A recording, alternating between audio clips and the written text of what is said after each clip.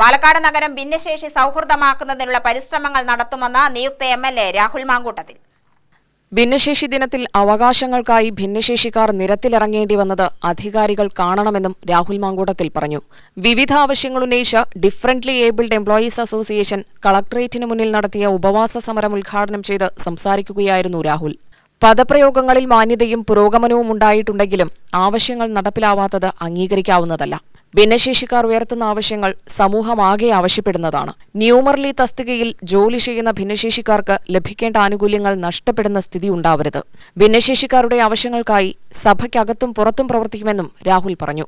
സ്ഥലമാറ്റ ക്രമീകരണങ്ങൾ ഉണ്ടാകുന്ന അപാകതകളുടെ കാര്യത്തിലായാലും ആനുകൂല്യങ്ങൾ രോഗമായി നൽകുന്ന വിഷയമായാലും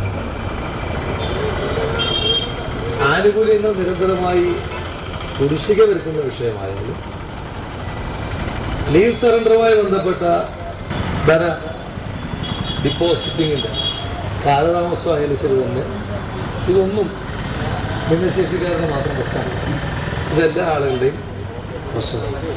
സത്യത്തിൽ ഇതൊരു പൊതു സമരമാണ് ഇത് നിങ്ങൾ ഇവിടെ നടത്തിക്കൊണ്ടിരിക്കുന്നത്.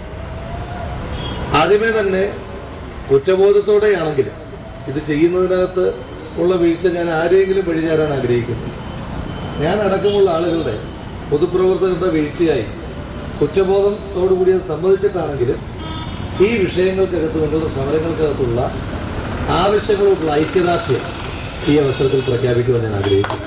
ജില്ലാ പ്രസിഡന്റ് EN ജയൻ അധ്യക്ഷനായി.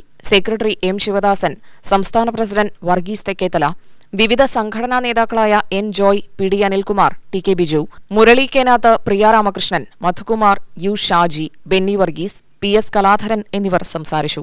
ജില്ലാ സെക്രട്ടറി ശിവദാസ് വരച്ച രാഹുലിന്റെ ചിത്രം രാഹുൽ മാങ്കൂട്ടത്തിന് സമ്മാനിച്ചു. UTV news, Palakkad.